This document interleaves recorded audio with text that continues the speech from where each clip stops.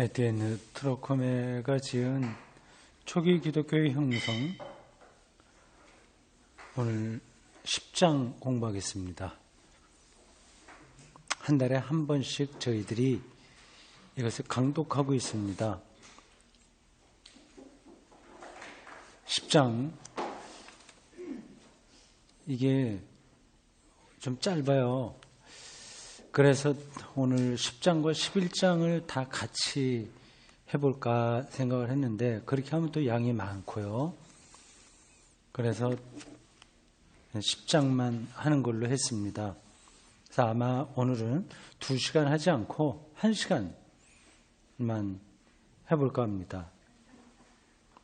속으로 좋아하시는 것 같아요. 1시간에 끝납니다, 오늘. 2시부터 3시까지. 선물 같아요. 자, 예, 맞습니다.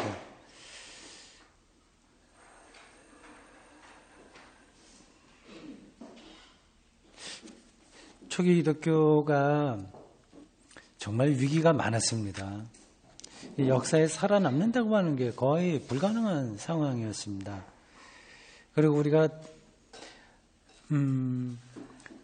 이렇게 선입견, 기독교에 대한 그런 거하고 좀 다른 점도 많이 있습니다. 유대교 안에 머물러 있었다는 거예요. 그래서 유대교 정통, 유대교하고 나사렛파 기독교하고 갈등, 누가 더 이니셔티브를 쥐느냐에 대한 갈등들이 상당한 기간 지속됐습니다. 60년대가 초기독교의 가장 큰 위기였습니다. 그때 중요한 지도자들이 다 죽었어요. 그 대표적인 지도자 지난번에 본 게 누구죠? 뭐 바울이 죽었고 베드로도 죽었고 야고보 죽고 이 세 사람이 다 세상을 떠나니까 이 구심점이 없어지니 갈팡질팡하고 또 상황도 많이 나빠졌습니다.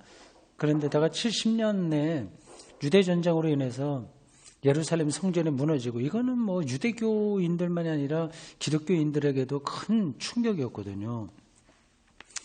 그래서 이제는 점점 바람 앞에 등불처럼 심지에 불길이 사그라드는 기독교가 그런 상황이었습니다. 근데 어떻게 다시 기독교가 역사에 그 어려웠던 상황에서 그걸 돌파해서 새로운 힘을 얻게 되냐 하는 게 10장부터 나옵니다.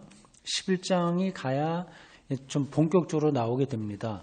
오늘 10장에서는 그 제목에 나와 있는 대로 기독교가 다시 유대교로부터 받던 박해를 극복해 나가냐, 그런 이야기가 다뤄지겠습니다. 157쪽입니다. 바리새파 사상과 규를 중심으로 단일화되던 유대교의 재구성은, 여기까지가 주부예요. 문장으로 보면 요거예요. 재구성이 진행되었다, 요거거든요. 근데 바리새파 사상, 이게 예루살렘 성전이 무너졌으니 성전 중심의 유대교의 전통은 없어요. 제사장도 없고 아무것도 없게 되고, 랍비, 바리새파 이 사람들 중심으로 유대교가 새로운 성격을 갖게 됩니다. 이러한 재구성, 예루살렘 성전 중심으로부터 바리새파 중심의 재구성, 이런 것들이 한 세대 이상 점진적으로 진행되었다. 70년부터 한 30년에 걸쳐서 한 세대니까 점진적으로 진행되었습니다. 그러는 동안 70년부터 100년 사이에 그 스스로도 완전히 분산된 상태였던 기독교 공동체들이, 지금 책을 읽으면서 그걸 늘 면밀하게 구분해야 됩니다. 유대교 바리새파 운동이 있었고 이 기독교 운동이 따로 있었습니다. 이게 어떤 때는 함께 가다 뭐 싸우고 뭐 이렇게 저렇게 우여곡절이 많이 있었습니다. 근데 기독교는 구심점이 좀 없었죠, 그때가요. 앞에서 말한 대로 지도자 세 사람이 세상을 떠나서 이제 산발적으로 기독교 단체들이 남아 있었습니다. 그들이 자신들이 처한 장소의 회당들과, 그러니까 에베소에 있었다고 한다면 에베소 회당, 그럼 물론 당연히 유대교 회당이죠.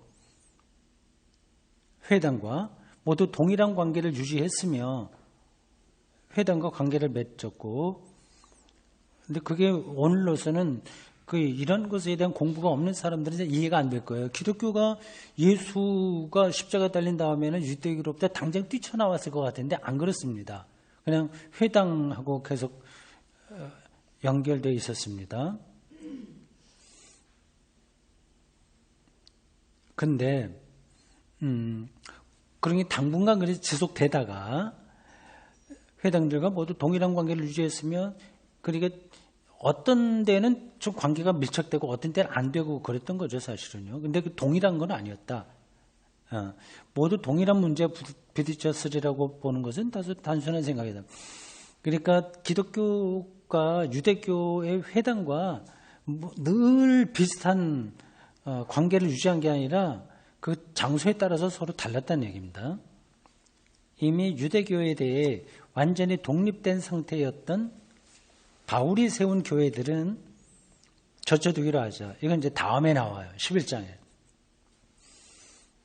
하지만 다른 많은 배교자 집단들처럼 회당 안에 머물러 있던 여타 지역 교회들의 상황은 가장 가까운 회당의 지배적 경향과 얌니아의 교사들이, 요거는 유대교가 새롭게 시작하게 된 70년 후에 그 센터라고 할 수 있습니다. 얌니아. 예루살렘에서 그렇게 멀지 않은 곳이에요. 여기 이제 유대교 신학교도 세워지고 했습니다. 얌니아의 교사들이 주도하는 개혁에 가담하는 양상 등에 따라서 형격히 차이가 났다. 그러니까 당시의 기독교가 유대교 회당과 아주 가까이 가기도 하고 좀 멀리 떨어지기도 하고 경우에 따라 다 달랐다는 겁니다. 각 교회의 신학적 색채 역시 이러한 상황 차이의 한 요인이었다. 어떤 신학이냐에 따라서 베드로 신학이냐, 바울 신학이냐, 또 야고보 신학이냐, 그 특징들이 좀 있거든요. 그건 점적인 거라서 우리가 지금 살필 필요는 없습니다. 그런 것에 따라서 기독교가 유대교의 회당과 관련성이 서로 다양하게 나타났다. 이렇게 보면 됩니다. 요컨대 다양한 현실에 관해 그들이 처했던 상황이 다양하거든요. 관해서 총괄적 설명을 제공한다는 것은 어려운 일이다. 그러니까 그 당시 이렇게 여러 가지로 흩어졌던 관계를 한꺼번에 요약을 딱 해서 유대교 회당과 기독교가 어떻다 이렇게 딱 성격 규정하기는 힘들다는 겁니다. 더구나 자료까지 부족한 상황에선 더욱 그렇다.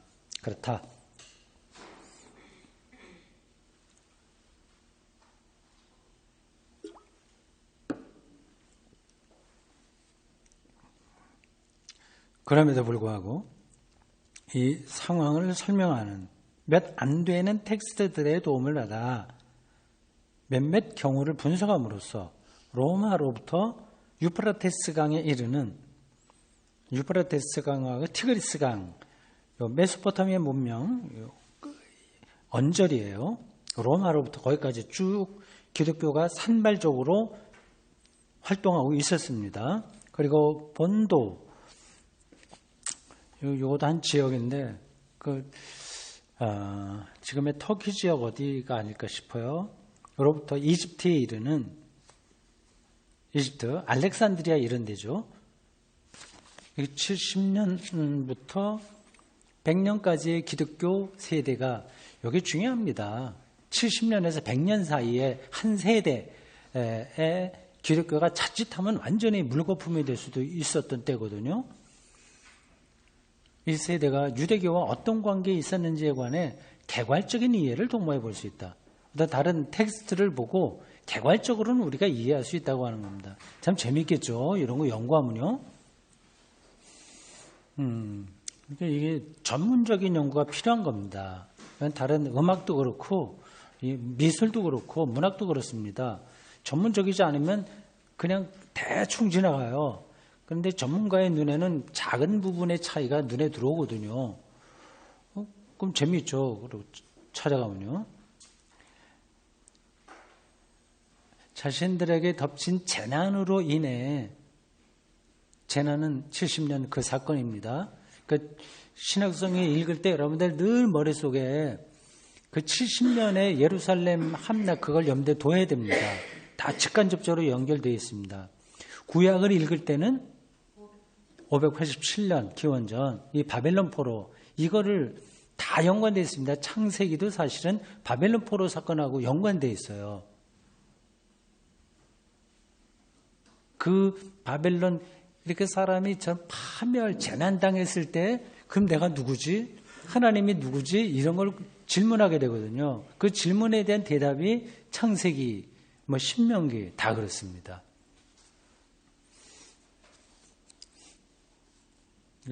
이런 부분들을 생각하면서 성경을 해석하는 거하고 전혀 그런 거 없이 그냥 은혜롭다 하는 쪽으로만 가는 거하고는 그 차원이 다르죠. 자신들에게 덮친 재난으로 인해 심각한 혼란에 빠진 유대인 대부분은 자기들의 전통 신앙을 지키는데 극도로 약해진 상태에 있었다. 카오스에 떨어진 거죠, 그 당시요. 기독교인들의 주장에 맞서던 대다수 유대인들의 힘은 약화되었다. 유대교 안에서 나사렛파 기독교가 막 어필을 한 거죠. 예수가 다시 온다. 그런 것에 유대교가 막 거부하다가 저기 예루살렘 성전이 무너지고 그렇게 되니까 이거 어떻게 되는 거지? 그렇게 좀 약화됐다는 겁니다. 일부 기독교인들은 이러한 상황을 의식하고 그때까지 복음을 거부하던 그들이 이제는 받아들이게 되지 않을까 하는 희망을 가질 수도 있었다. 정통 유대교를 자기들이 믿는 복음으로 바꿔낼 수 있을지 않을까, 예루살렘 성전 파괴 이 사건 앞에서 생각한 겁니다. 유대인들의 확신이 상당 부분 흔들린 틈을 이용하여 그때까지 극복할 수 없었던 장애물을 둘러가기 위해 다소 새로운 용어로 자신들의 신앙을 제시하기만 하면 될 것이었다. 좀 말이 까다로운데, 그러니까 유대인들이 자기들의 신앙에 대해서 회의에 떨어진 거 아니에요. 이거 하나님 믿어도 이렇게 되는 거 보니까 뭔가 잘못된 것 같다. 그래 생각하고 있을 때 기독교인들이 새로운 신학을 통해서 그들의 마음을 끌어내기만 하면 이제 유대교가 완전히 복음으로 기독교 되는 거거든요. 이걸 우리의 예를 바꾸자면, 그냥 예로 든다면 지금 신천지 이런 사람들이 자기들의 주장을 기독교가 약화된 틈을 이용해서 완전히 자기네 쪽으로 끌어당기는 그런 희망하고 비슷한 거죠. 야고보서는 재밌어요. 이제 야고보서에 대한 설명이 쭉 나옵니다. 야고보서가 이제 그때 기록된 거거든요. 사실 그 야고보서만이 아니라 중요한 것들이 그때 많이 기록됐습니다. 복음서도 다 그때 기록됐어요. 70년 이후에. 그 전에 기록된 것들은 뭐죠? 그는 바울의 편지들입니다. 그러니까 바울의 편지들이 초기 기독교의 오리지널에 가까운 거예요. 원래 기독교 성격에. 그리고 복음서는 그 상황이 배경에 있어서 약간 변증적인 거죠. 표현이 어떤지 모르겠는데 요한복음 같은 거는 워낙 더 그렇습니다. 야고보서는 문제에 접근하는 첫 번째 양상을 보여준다. 야고보서를 통해서 70년에서 100년 사이에 이제 기독교가 어떤 상황이었는지를 이제 지금 따라가는 겁니다.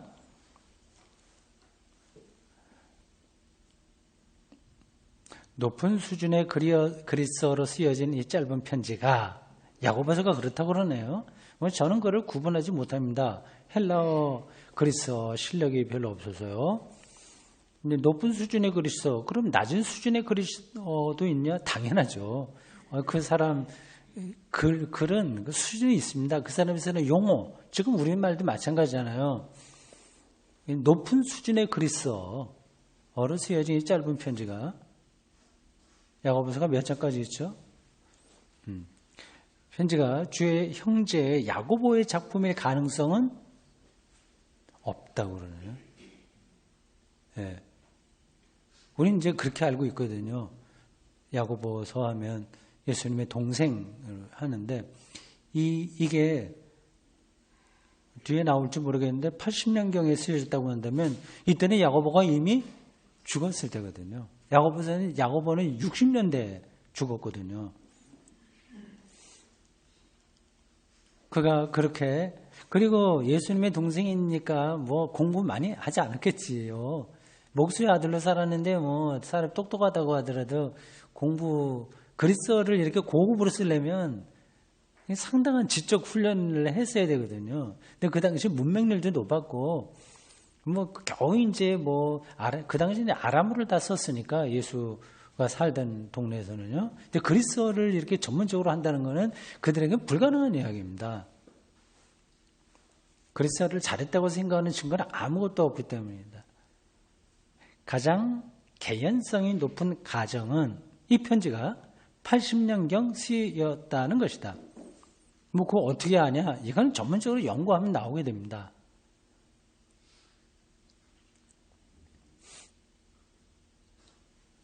저술 장소에 관해서도 전혀 알려진 바가 없다. 어디서 쓰여졌는지. 가이사랴요. 그 예루살렘에서 서쪽으로 가면 지중해 면에 있는 도시 가이사랴. 이거는 로마의 직할 도시입니다. 물론 그 가나안 지역이죠. 가이사랴.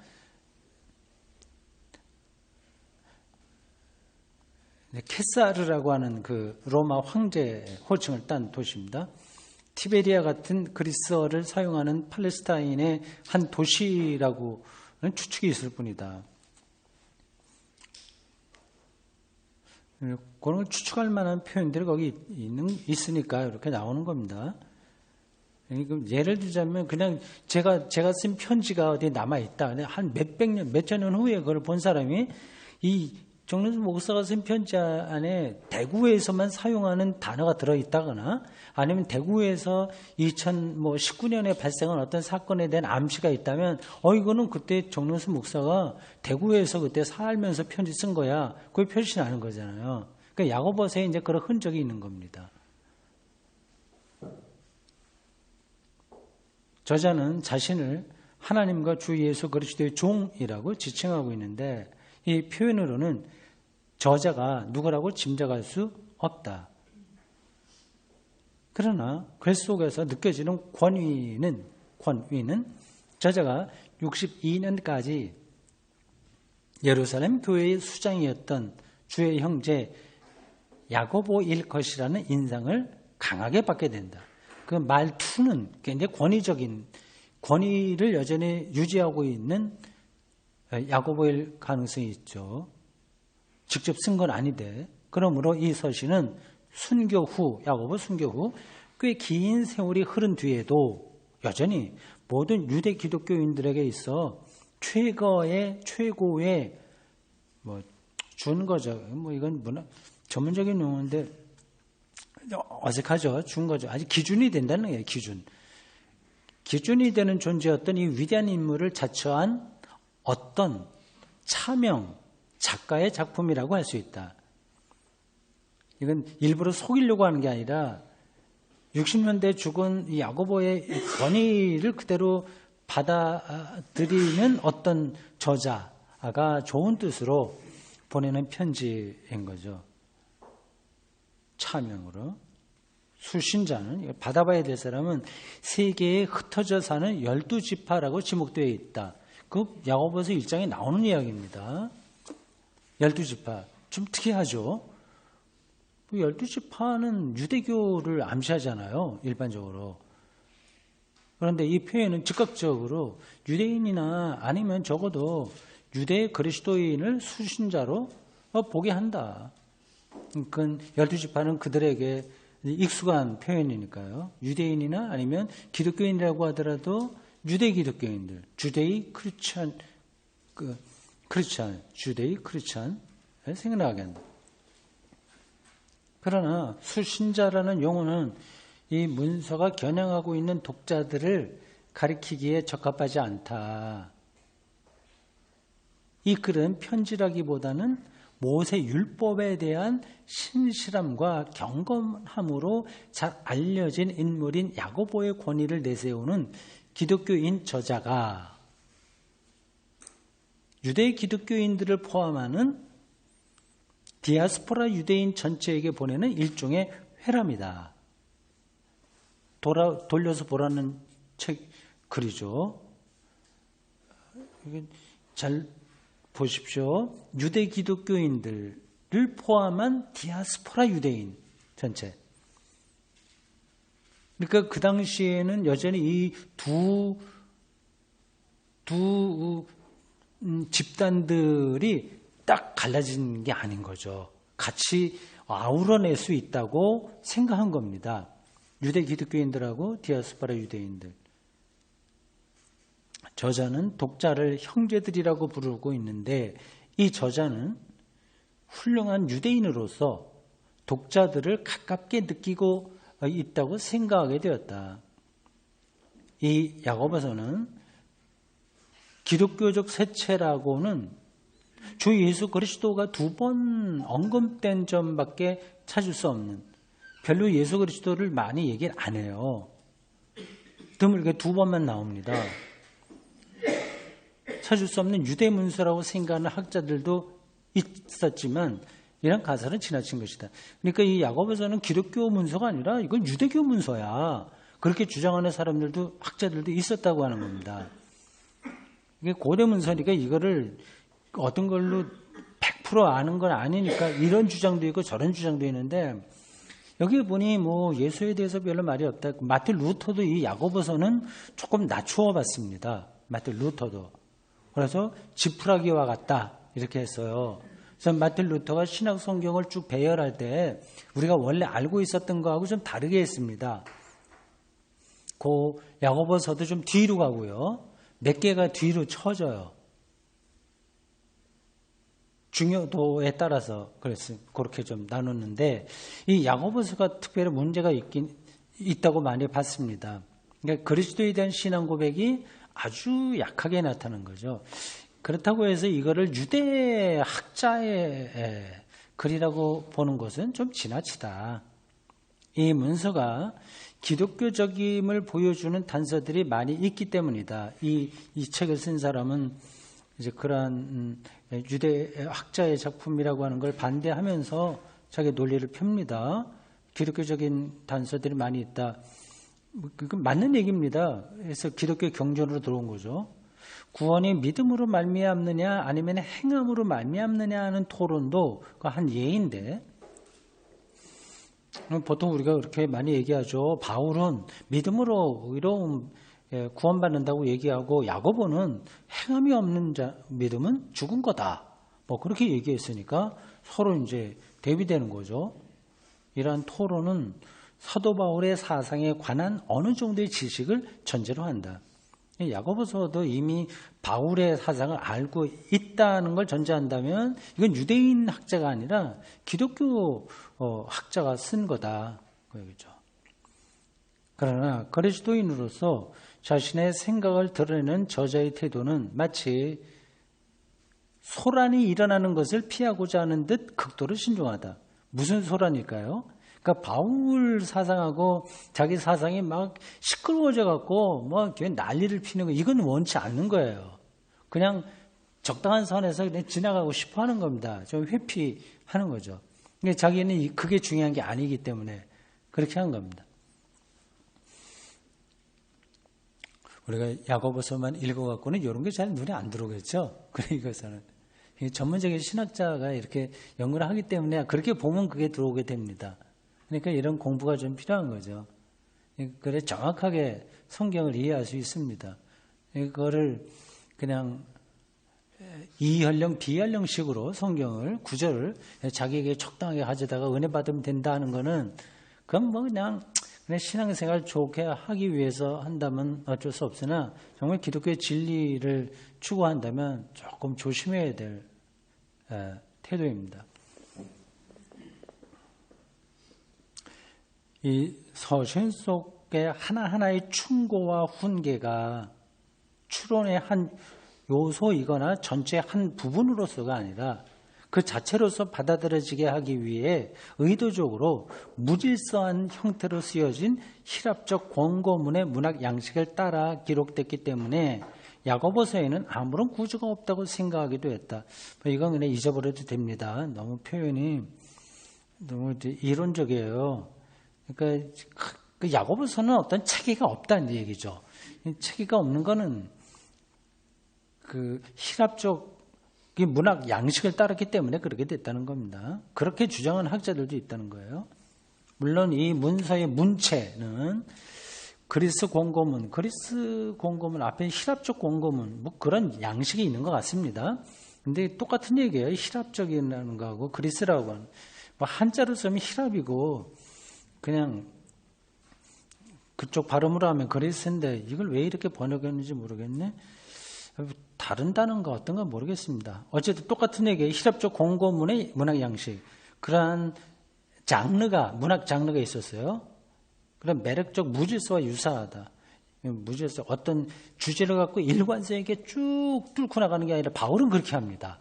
로마에서 갈라디아서 어떤 주제를 쭉 밀고 나가는데 이 야고보서에는 그런 게 없이 이거 권고하고 이렇게 하고 저렇게 하고 산발적으로 어떤 권고를 하고 있죠. 그러나 이 서신의 중심에는 이렇게 산발적으로 하는데도 그 중심에 뭐가 있다고 그러네요. 한 그룹의 충고들이 실제적으로 한 단위를 이루고 있다. 다 붙들고 있다고 하는 게 있는 겁니다. 산발적으로 보이긴 하나 안에 보면 있다. 뭐냐? 이렇습니다. 그래서 야고보서 2장 1절부터 3장 18절까지 있는 내용이다. 야고보서 2장 14절에서 26절은 흔히 믿음에 의한 구원이라는 바울의 교리를 비난하는 구절이라고 생각되어 왔다. 그러니까 행함이 없는 건 죽은 거다. 이제 그런 비판이죠. 그러나 저자가 비판하는 것은 바울 사상 자체가 아니라 몸이 건조해진 형태의 바울 사상이라고 하는 편이 더 정확할 것이다. 이러한 논쟁을 거쳐서 이제 기독교가 체계가 잡힌 겁니다. 만약에 바울 사상이 완전히 주변부로 밀려났으면 믿음으로 의로워진다고 하는 것, 이거는 기독교에 들어오지 못했을 겁니다. 그리고 바울의 편지들은 그 기독교의 경전이 되지 못했을 겁니다. 11장에 가면 이제 바울의 후예들이 어떻게 기독교 중심 안으로 들어오게 되는가가 나오겠죠. 하여튼 그런 말씀드리고 싶은 거는 기독교가 처음부터 딱 어떤 모양을 갖고 시작한 게 아니라 그런 논란, 유대교와의 관계 등등 두루두루 논쟁 가운데서 자기의 정체성을 확보하게 되었다. 그 얘기입니다. 사실 바울은 믿음에 의한 구원을 선언한 뒤 성령의 열매를 맺으라고 호소하는데 성령의 열매는 행위거든요. 저자는 이 후자가 소홀히 되고 있는 상황을 비판하는 것이다. 그러니까 이 바울의 영향을 받은 기독교인들이 믿음으로 의롭다고 인정받고 은혜로 구원받는다는 사실에 너무 경도되어서 바울이 뒤에 이야기하고 있는 성령의 열매 뭐 이런 것들은 소홀히 하는 것을 보고 그러면 안 된다. 그러니까 바울 자체를 비판한 게 아니라 바울의 한쪽 부분만 붙들고 있었던 어떤 기독교인들을 비판한 거죠. 요약하면 야고보서의 저자가 염두에 두고 있는 것은 읽은 적도 없는 바울의 서간이 아니라 야고보를 기록한 사람은 바울의 편지를 못 읽어봤는가 보죠. 그럴 수도 있죠. 뭐 그 당시에 뭐 바울의 편지가 다 알려진 건 아니니까. 아니라 바울의 메시지를 계승하는 교회들의 실천적 행동이 외부에 있는 저자에게 비친 모습이다. 바울 전통을 가졌다고 하는 사람들 기독교 신앙생활하는 거 보니까 좀 너무 이제 한쪽으로만 치우쳤으니까 그걸 비판한 거예요. 저자가 보기에 회당과 단절되고 모세 율법으로부터도 완전히 이탈한 이 교회들은 바울 교회예요. 종교적 신앙과 도덕적 생활 사이에 아무런 관계도 설정하지 않는 일종의 신비 종교와 그리스 세계 속에서, 그리스는 굉장히 사변적이잖아요. 철학적이고 뭐 이신칭의, 뭐 칭의론 이런 것들이 사변적입니다. 거기 속에서 길을 잃고 있는 길을 잃는 것 같았다, 그죠? 그러니까 머리로만 막 신비롭게 아니 머리로만 이론적으로 하거나 아니면 뭐 신비 종교, 그러니까 말로 표현하지 못하나 어떤 생명 구원을 얻었다고 하는 확신, 믿음 뭐 이런 거를 강조하는 쪽으로 나가서 결국은 길을 잘못 들어서 있는 것으로 야고보 서를 기록한 사람 눈에 비친 겁니다.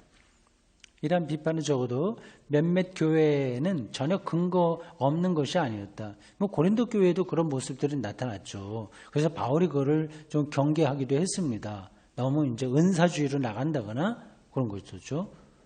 저자는 바울의 선교 활동으로부터 탄생하여 회당과는 분리된 독립된 공동체를 이루고 있던 기독교 소수파에 대해 왜 이런 공격을 하게 되었을까? 아니, 너희들 하는 거 보니까 행함이 없어. 그런 거 믿음도 죽은 거야. 이렇게 비난했는데 그게 바울의 한 파인 그 회당과 완전히 단절된 그 소수파인 겁니다. 왜 이렇게 공격했냐, 야고보가. 그 질문이죠. 아마도 유대인들을 복음으로 집결시키고자 하는데 방해가 되는 일부 형제들과 갈라서기 위해서였을 것이다. 무슨 말인지 이해가 되죠? 유대교인들을 붙들어 내려면 너무 유대교하고 완전히 반대로 나간 사람하고는 좀 갈라서는 게 나으니까 전략적으로도 이제 비판한 겁니다. 이 야고보서를 기록한 사람의 판단인 거예요. 재밌어요. 이 야고보서를 기록한 사람이 정말 그렇게 생각했는지 안 했는지는 사실은 우리가 다는 모릅니다. 근데 이 학자가 그렇게 지금 추론하고 있어요. 근데 아주 엉터당터한 이야기는 아닙니다.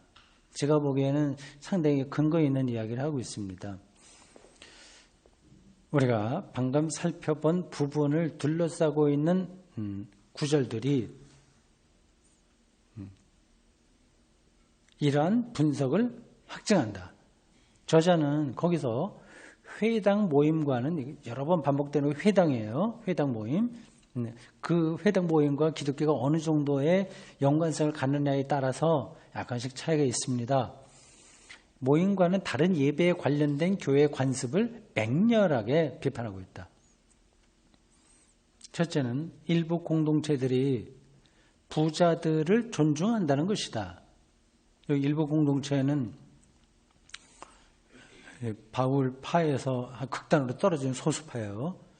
회당과 완전히 관계없어요. 근데 회당에서는 부자를 높이지 않는데 여기는 이제 부자들을 존중한다고 하네요. 저자는 부와 그것을 보유한 사람들에 대해 뿌리 깊은 불신을 가지고 있는 것이 확실하다.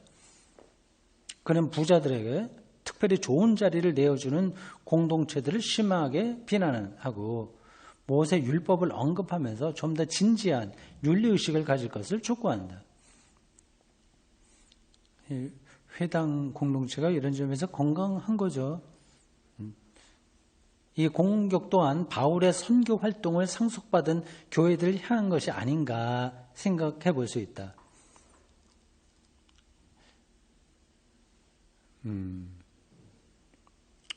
바울이 세운 교회는 부자들도 좀 있긴 있었죠. 빌립보의 루디아 같은 여자들 아주 기업가이고요. 실제로 바울은 회당으로부터 독립을 꾀하면서 의도적으로 사회적 지위가 높고 재산도 상당한 사람들을 의지했다. 이건 제가 처음 듣긴 하는데 선교비 이런 것도 좀 많이 받았고 그 모금 운동을 하려면 아무래도 돈이 있는 사람들을 바울에게 접근해야 되지 않을까요?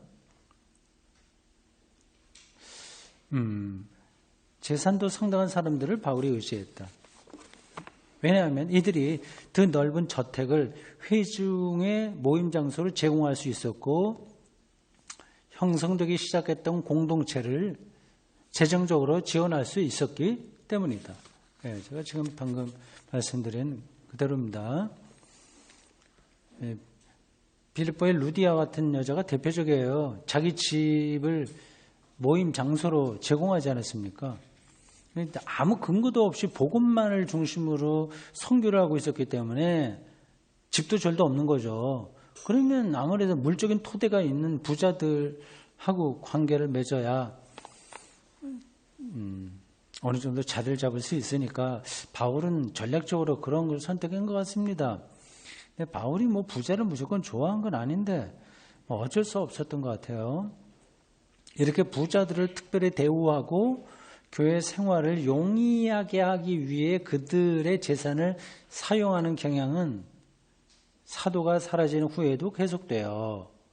바울 공동체가 가진 특징 중에 하나로 남았음이 확실하다. 이것도 뭐 제가 잘 몰랐던 건데 이런 특징들이 있었다고 하네요. 맞을 것 같습니다. 야고보서는 그 부를 경계해야 된다고 여러 번 강조하죠. 그 각주 5번 보십시오. 야고보 4장 13절에서 17절, 5장 1절에서 6절 이런 걸 주장하는 저자는 부자들에게 관대했다고 알려진 형제들에 대해 거리를 두고 싶어 한다. 이 점에 있어서도 저자는 디아스포라 유대인 전체에게 자신의 생각을 좀 더 잘 소개하기 위해 바울이 세운 교회로부터 자신을 분리하고 있는 것이다. 이 논리가 뭐 거의 틀린 건 아닌 것으로 보여요. 디아스포라 유대인 전체는 회당 중심의 공동체입니다. 그 회당 중심의 그 유대인 공동체하고 이 바울 중심의 기독교 공동체에는 이 부자에 대해서 입장이 달랐던 거예요. 회당 중심에서는 부자를 특별 대우 안 하는데 이 바울에게는 좀 특별 대우하는 게 남아 있었던 것 같습니다. 그리고 바울이 죽은 다음에도 그런 전통이 이어졌나 봐요. 뭐 다 그러지는 않았겠죠. 모든 교회가 그러지 않았겠지만 그런 특징들이 부분적으로 남아 있어서 디아스포라 유대인들을 이렇게 붙들어 내려고 하는 야고보가 볼 때에는 이러한 바울의 한쪽에 치우친 사람들하고는 좀 관계를 끊는 게 낫다 싶어서 이렇게 날카롭게 비판합니다. 야고보서 3장 1절에서 18절의 의도도 동일하다. 사람들은 이 9절이 3장 1절, 즉 회중의 모든 사람이 가르치는 사람이 될 수 없다는 생각이 나타난 그 구절을 발전시킨 것이라는 점을 주목하지 않았다. 회당의 규칙에 익숙한 저자는 회당은 아무나 나가서 설교할 수는 없거든요. 인정받은 사람만 해야 돼요. 저자 아무나 나서서 형제들을 가르치는 발언을 한다는 것이 위험하고 용납될 수 없는 일이라고 한다. 그는 은사 집회의 무질서를 견딜 수 없어하며 중구난방이죠. 뭐 은혜 받았다고 해서 나서서 뭐 기도하고 뭐 설교하고 이런 것들. 이건 바울도 이렇게 봤는데요. 고린도서에 보면 은사로 나가려고 하는 것을 상당히 경계했습니다. 그러니까 지금 바울 자체를 부정한다기보다도 바울이 영향을 받으나 전체적으로 따르지 못하고 한쪽으로 치우쳐서 따르던 그 70년에서 100년 사이에 있었던 그 소수파 기독교를 비판하는 겁니다. 무질서를 견딜 수 없어하고 영감받은 사람들의 상궤를 벗어나 영감받은 사람들이 뭐 황홀경에 빠지는 거죠. 뭐 입신했다 뭐 했다 그러면서 뭐 막 마음대로 뱉어내는 일반적으로 우리가 받아들일 수 있는 것을 벗어나서 통제할 수 없이 되는 것을 경계했다. 그 회당 전통 굉장히 말씀 중심이고 또 상식적이고 그리고 부자를 우대하지 않고 하는 입장에서 비판하는 겁니다. 지혜에 도달한 형제들만이 발언할 수 있도록 허락되어야 된다. 이들은 또한 평화가 공동체를 지배할 수 있도록 해야 한다. 여기서 저자는 고린도전서 14장에서 모두 매우 무질서한 예배를 드리는, 거기서 바울도 무질서한 예배를 비판한 겁니다. 그리고 이로 인해 유대인과 유대 그리스도인들로 하여금 붕괴하게 하는, 말해서 그래 주시죠. 유대인이 있고 유대인 기독교인이 있고 그리고 이방인 기독교인이 있고 뭐 더 나간 사람들이 있는데 쭉 이렇게 여러 색깔의 종교 특징들이 있었던 겁니다. 유대인과 유대 기독교인들로 하여금 붕괴하게 하는 바울 활동으로 탄생한 공동체와 그의 그룹을 비난하고 있다. 예.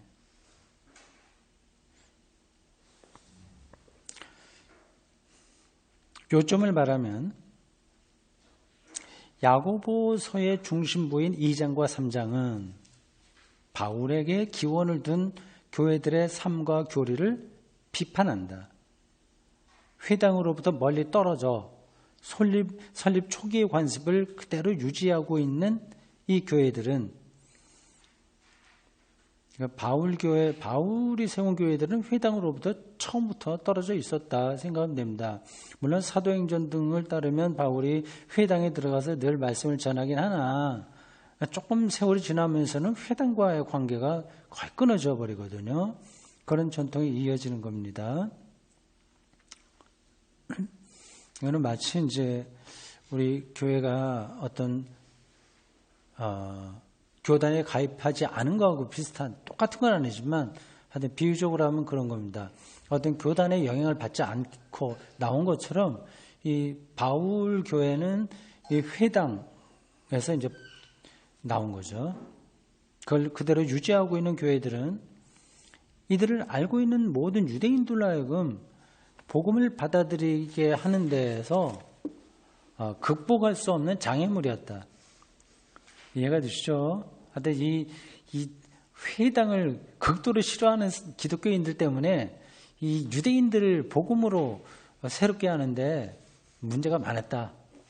그렇게 판단한 겁니다. 야고보서 저자는 이들 교회들이 주변적 소수에 지나지 않으며 대부분 기독교인들은 이러한 교회와는 전혀 관계가 없다는 점을 지적하고 싶은 것이다. 따라서 그의 메시지가 길 잃은 몇몇 형제의 잘못을 지적하기 위한 것이라고는 생각할 수 없다. 그러니까 바울 사상에서 너무 극단으로 나간 사람들의 잘못을 지적하려고 하는 건 아니다. 오히려 이 서신은 디아스포라의 모든 유대인들을 위해, 이게 유대교인인지 기독교인인지 불문하고 하여튼 디아스포라 모든 유대인들을 위해 쓰여졌다고 생각하는 것이 자연스럽다. 이 서신에서 그리스도론이 차지하는 비중은 그렇게 미약하다. 그러니까 예수 그리스도가 누군지에 대한 말은 안 해요. 여기서요. 하나님에 관한 교리는 여러 번 언급되고 있는데 이거는 유대교인들도 받아들이기는 쉬운 거니까요. 몇몇 표현이 인상적이긴 하지만 그렇다고 해서 그리 독창적인 것은 아니다. 그러니까 그리스도론에 대해서는 거의 아주 적게 얘기하고 하나님에 대해서는 좀 하고 있는데 특별하게 창조적으로 하는 건 아니다. 이 서신의 하나님 이해는 전적으로 유대적이다. 이건 전문적인 거니까 우리 그냥 그러려니 하고 넘어가면 됩니다. 성령에 관한 언급이 전혀 없다. 기독교는 늘 하나님, 유대교와 마찬가지로 하나님 이야기하고 예수 그리스도 얘기하고 성령을 말하는데 여기 없어요. 유대인 독자들에게 매우 익숙한 이런 배경을 바탕으로 야고보서 이 글은 유대인들에게는 익숙한 거예요. 저자는 때로는 율법을, 때로는 예수의 말씀을 기준 삼아 도덕적이고 영적인 차원에서 충고하고 권고하는 일에 몰두한다. 이게 이제 유대교 랍비들이 좋아하는 방식이거든요. 종교적 교훈 주는 거죠. 윤리적 교훈의 가장 큰 특징은 이미 살펴본 바 있듯이 부에 대한 엄격함과 가난에 대한 호의다.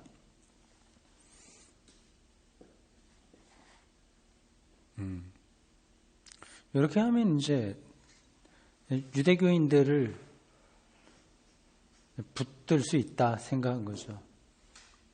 그렇다면 야고보서를 바리새파의 개혁이, 이건 유대교 안에 벌어졌던 개혁이 아직 별로 진전되지 못하고 회당들은 여전히 성전 예배와 순례 여행 없는, 이제 예루살렘 성전이 무너졌으니 신앙생활의 길을 모색하고 있는 시점에, 유대교가 방황하고 있는 시점에 그리스어를 사용하는 디아스포라 유대인들에게 기독교의 메시지를 가장 완벽한 형태의 유대교라고 소개하는 글이라고 보는 것은 무리일까? 와, 이렇게 분석을 하네요. 이게 야고보서의 특징을 얘기하는 겁니다. 다시 제가 설명하지 않겠어요. 그 마지막 핵심적으로 기독교의 메시지야말로 유대교의 완벽한 형태다. 그걸 얘기하려고 하는 겁니다. 그러니까 유대교인들이 알아듣는 말로 해야 되는 거죠. 이러한 시도가, 그런데 작은 성공이라도 거두었다는 증거는 전혀 없다. 그렇게 해봤는데 별로 효과가 없었다는 겁니다.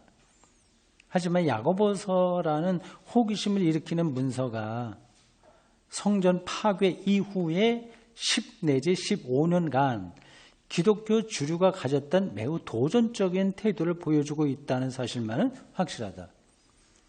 70년 이후 10년 내지 15년 동안 기독교의 그 메인스트림, 그 중심부의 신앙적인 태도가 바로 이와 같았다는 거예요. 기독교의 메시지가 유대교를 완전히 절정으로 하는 거다. 그 접촉점을 찾아보려고 했었던 거예요. 그래서 회당과 거리를 두려고 했던 사람들하고는 우린 관계없어. 이거를 표현하는 거죠. 만약에 이렇게 해서 유대교하고 하나가 돼버렸다면 기독교는 없을 수도 있는 거죠. 현재의 기독교는.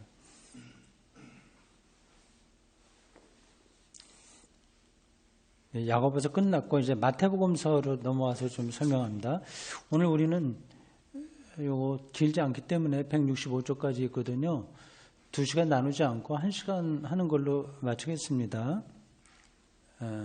쉬는 시간 없이 좀 진행하더라도 이해를 바랍니다. 오늘 12월 1일이네요. 벌써 12월입니다. 참 빠르게 지났습니다. 마태복음은 어떤 얘기냐? 재밌어요. 야고보서하고 마태복음을 통해서 그 예루살렘 성전 파괴인 70년에서 100년 사이의 기독교의 모습을 이렇게 그림을 그듯이 설명해 주네요. 마태복음서는 얌리야 학파, 꼭 기억해 두세요. 얌리야, 유대교의 핵심입니다. 예루살렘 함락 이후요. 얌리야 학파가 최후의 승리를 거두기 전 그리스어를 사용하는 회당들을, 이제 그리스어를 사용했다고 하는 것은 디아스포라는 얘기입니다. 그러니까 팔레스타인 가나안 땅이 아니라 다른 지역에 사는 유대인들 회당이에요. 그를 기독교의 메시지, 복음이죠. 복음에 가담시키려고 했던 기독교 주류의 호전성, 번역이 좀 그런데 호전성이라고 해도 적극적인 자세죠. 막 그들을 끌어들이려고 하는 적극성에 관해서 또 다른 증거를 제공하고 있다. 마태복음이 그런다고 하네요. 야고보서와 마찬가지로 이 마태복음도 그 지리적 기원이 확실하지 않은데, 어디에서 썼는지 확실하지 않은데, 도시를 중심으로 유대인들이 많이 살고 그리스어가 널리 사용되던 지역인 시리아나 페니키아라고 생각하는 학자들이 많다. 그러나 이 글은 지역적인 문제에 어느 지역이냐 하는 것에 답을 제시할 목적으로 쓰인 것은 아니다. 이 문서 마태복음이 목표로 삼는 대상은 늘 중요합니다. 성경일 때 누구에게 썼냐가 중요하니까요. 대상은 기독교의 메시지를 이미 받아들였든지 아니면 거부하는 사람들이든지 그리스어를 사용하는 디아스포라 유대인 전체다. 그러니까 디아스포라 유대인이니까 여기는 유대교인도 있고 기독교인도 있고 다 포함되는 거예요. 그러니까 거기에 딱 그 당시는 선이 딱 그어지지 않았어요. 유대교인하고 디아스포라 사람으로 유대인으로서 유대교인도 있고 기독교인도 있었습니다. 그 선이 딱 그어지지 않았습니다. 그 전체를 놓고 마태복음이 기록됐다고 하는 겁니다. 쓰인 시기는 일반적으로 90년에서 95년경이라고 생각한다. 우리가 생각한 것보다 굉장히 늦죠? 시간이요? 야고보서는 80년도고요. 80년. 마가복음이 조금 더 일찍 됐는데 그것도 70년 이후입니다. 요한복음은 그 뒤로 기록됐어요. 저자는 이렇게 요한복음 같은 데서는 완전히 이제 유대교는 포기했어요. 요한복음 같은 데는. 근데 이 마태복음에는 아직까지 유대교를 포기하지 않은 상태입니다. 저자는 바리새파 개혁가들이 얌리아를 중심으로 한 점차 세력을 넓혀가고 있는 회당을 상대로 하고 있다. 그렇지만 저자는 이 회당의 상당수 신자들을 특히 새로운 정통 교리에 반감을 가진 유대인들, 그러니까 바리새파 운동이 새로운 정통 교리를 만들어가는 중인데 그걸 반대하는 기독교인들이 있어서요. 그들을 복음으로 돌아오게 할 수 있으리라는 희망을 가지고 있다. 야고보서의 저자가 그러하듯 마태복음서의 저자 역시 성전이 사라진 시점, 이게 중요합니다. 성전이 사라진 시점에서 기독교가 가장 완성된 형태의 유대교라고 소개하고 있다.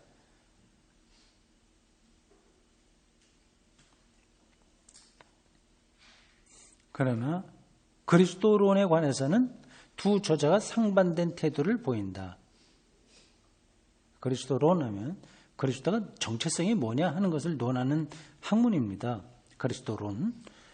야고보서의 저자가 유대인들의 부정적 반응을 야기하지 않기 위해서 이를 거의 빼버렸다면 예수가 누구냐, 하나님의 아들, 메시아, 구원자, 이거 하나도 인자, 이런 그것도 다 빼버리거든요.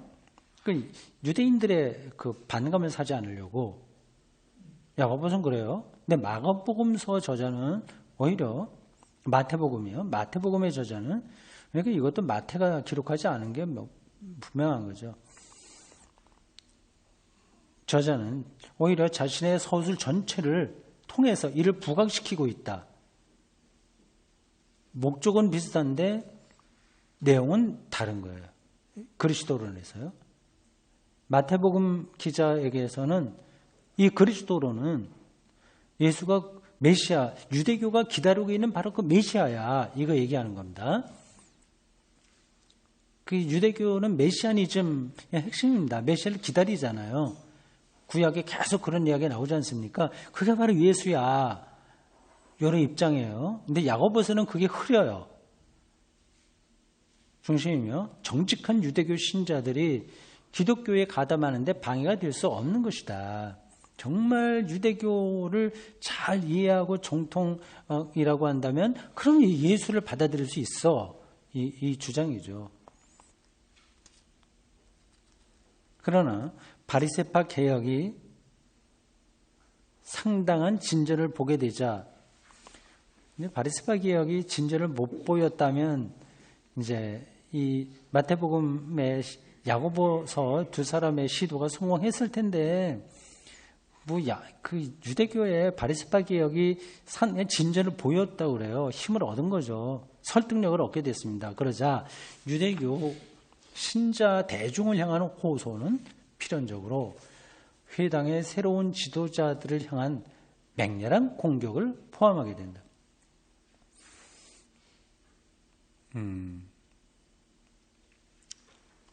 그러니까 결국 바리새파 개혁운동이 점점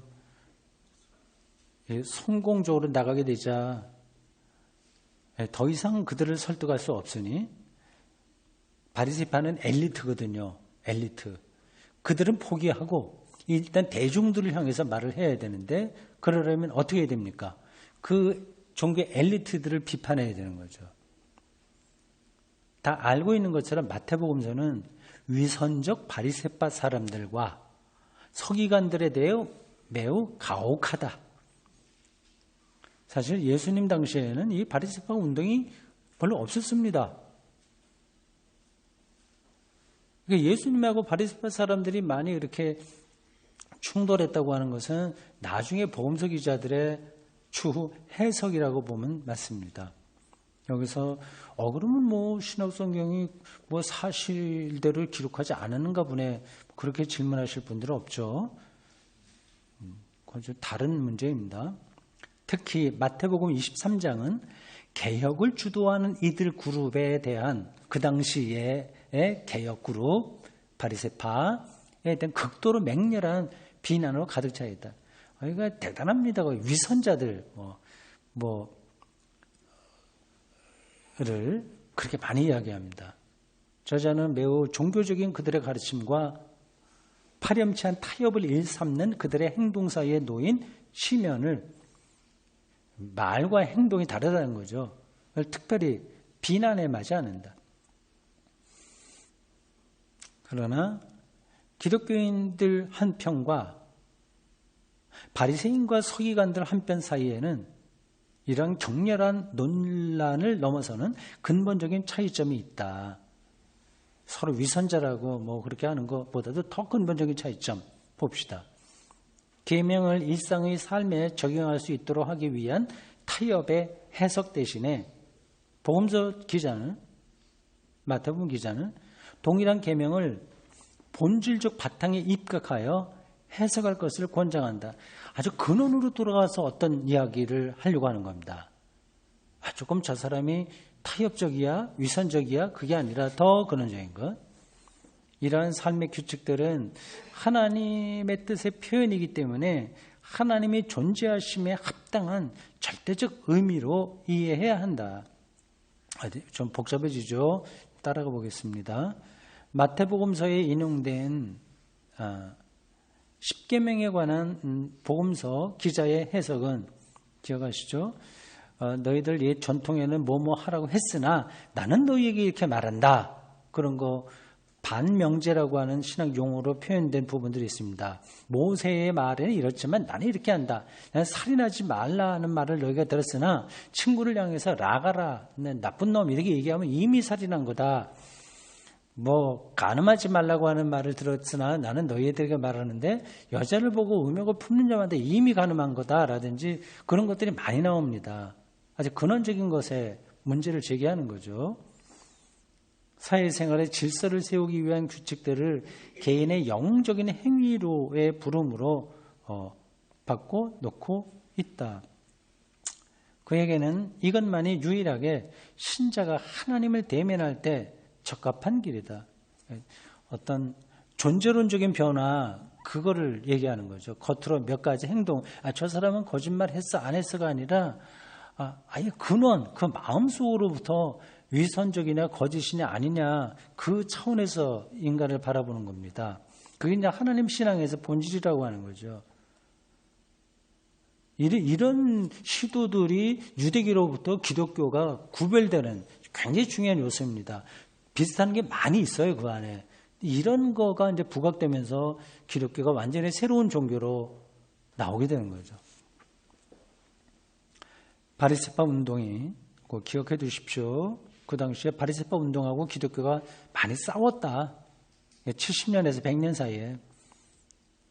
율법을 모든 구체적 상황에 적용될 수 있도록 간명하게 만든 일에 전념하는 데 반해 바리새파 운동, 그게 이제 율법적인 거죠. 요거 이렇게 하고 뭐 안식일 어떻게 지키고 뭐 등등 그렇게 하는 데 반해 일일이 다 그 행동 규범을 만드는 데 반해서 마태의 예수는 이정표 기능을 율법에 부사하네. 어떤 방향성을 제공하는 거죠. 방향성. 이 이정표, 표대죠. 이정표는 하나님께로 인도하는 길을 따라 세워진 것이다. 달리 말해 그는 틀이 잘 잡히고 조직된 회당에 반대해서 그보다 더 견고한 반사회적 조직체를 제시하는 것이 아니다. 뭐 이래도 좋고 저래도 좋고 뭐 막 그렇게 반사회적으로 가는 건 아니다. 그가 제시하는 것은 야심적 선교 프로그램과 자세하게 보려면 10장을 또 읽어봐야 되는데 집에 가서 읽어보십시오. 이런데 다 신학이 들어있는 겁니다. 그 마태복음 10장에 야심적 선교 프로그램과 지금도 그렇잖아요. 우리가 뭐 태국 선교하자 하면 그런 것에 글을 쓰겠죠. 거기엔 신학이 담겨 있겠죠. 설교에도 그런 게 담겨 있겠죠. 사랑과 상호 용서를 다짐하는 거룩한 공동체다. 적대적 세상 가운데서 살아남기 위해 스승들을 중심으로 다시 집결하는 유대인들에게 바리새파 개혁운동이에요. 그는 세상을 정복하고 모든 위계적 계급 조직을 거부하라고 제안한다. 이제 파격적이죠. 이러한 선택이 내포하는 위험에 대해 걱정하는 사람들에게 그는 팔복을 가지고 가난한 자가 복이 있다. 그리고 거듭해서 마지막 심판을 상기시키는 것으로 대답한다. 마지막 심판. 마태복음 25장 심판. 양과 염소 이런 이야기 등등. 최후의 심판은 이 세상에서 박탈당한 모든 사람들의 권리를 회복시켜 줄 것이다. 마지막으로 이렇게 야심적 프로그램을 선교 프로그램을 실천하기에는 너무 약하다고 스스로 두려워하는 사람들에게 부활하신 분은 전능한 권세를 가지고 영원히 함께 있을 것임을 약속한다.